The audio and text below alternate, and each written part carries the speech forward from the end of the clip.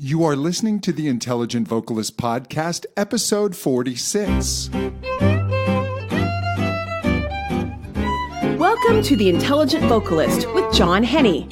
This is the podcast dedicated to help you be a smarter, better, more informed singer. And now, your host for the Intelligent Vocalist, John Henny. Hey, this is John Henny. Welcome back to another episode of the Intelligent Vocalist. All right.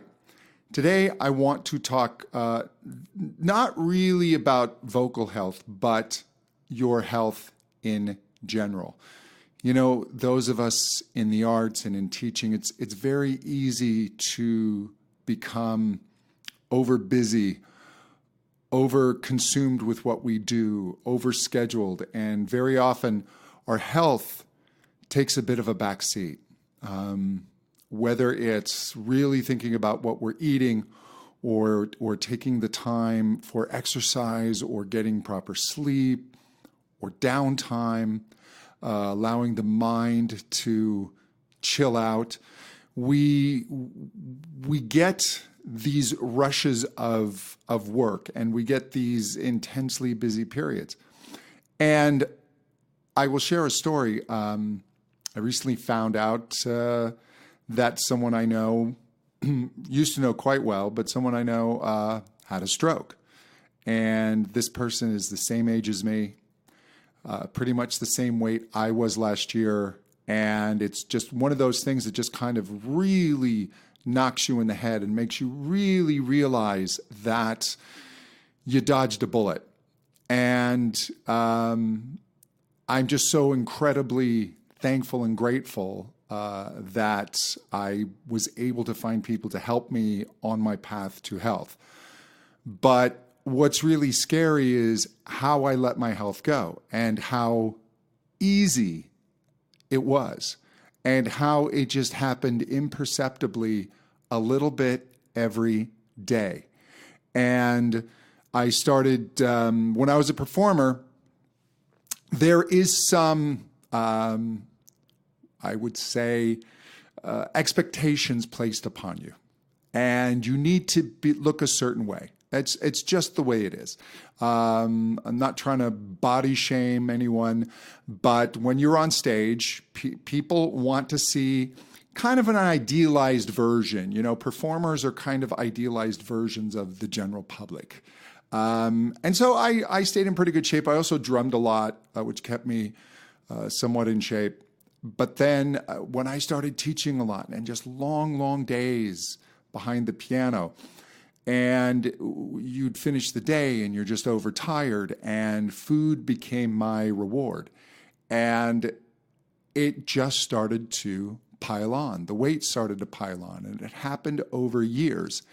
And there did hit a point where I thought, man, I've got to do something about this. But food will get a hold of you. And the food that is manufactured today and that is put out there today is not anything that we as human beings have encountered in our existence on Earth, in our evolution.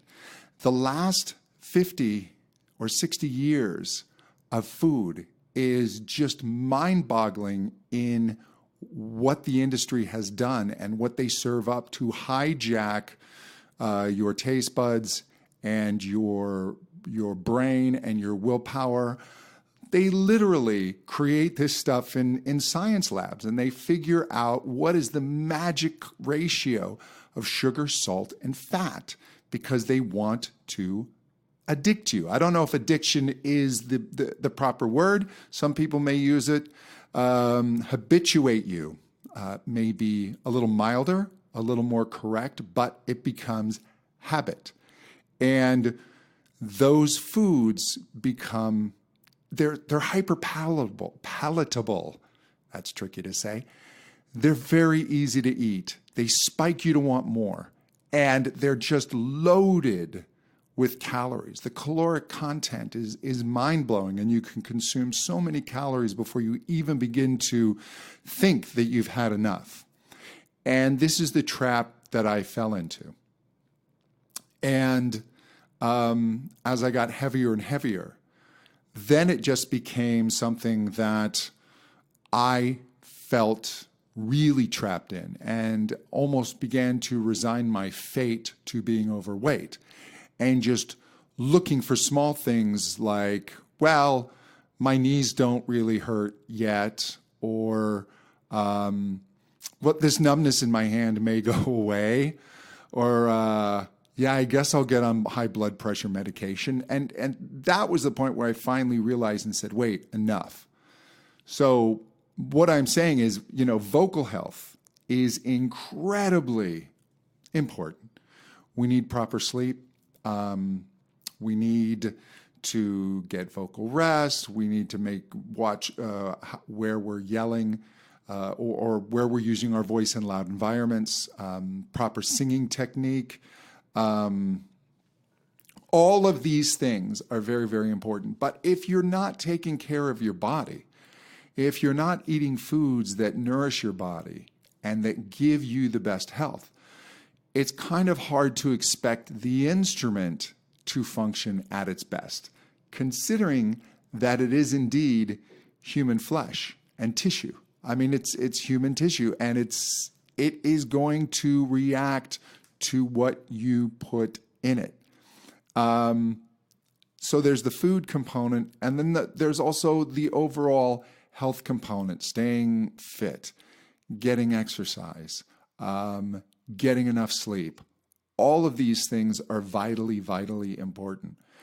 And the one thing I found in taking better care of myself is that my mood, energy, focus, productivity, it all goes up. It's all affected. And all of this is vitally important. You need to know where your limits are. You need to set aside times for work and not work.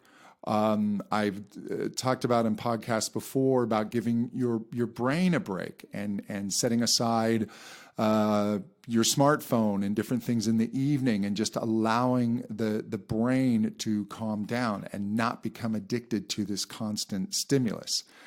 Between that and modern food and the fact that we are constantly in illumination and lights and stimulus, all of these are things that we did not evolve with, and they do take their toll. So what I wish for you is just a level of health and happiness and taking care of yourself and allowing yourself to put yourself first. If you do find yourself in an unhealthy state right now, the bottom line is, to get healthy, it is an act of being self-absorbed. You're going to have to put yourself first. You're going to have to stop caring as much about others and care about yourself. It's the old idea of you got to when the plane is having trouble, you put the oxygen mask on yourself first, so then you can then help others. You need to take care of yourself first so that you can help others. By taking care of yourself, you're going to be a better artist. You're going to be a better creator. You're going to be a better teacher. You're going to be a better partner, a better parent. I know it's hard when you're in it and you just kind of feel helpless and you feel like willpower is a struggle, all of these things. But just getting healthy, and as somebody once said, it's kind of a binary decision. It's either on or off. And I found that with myself.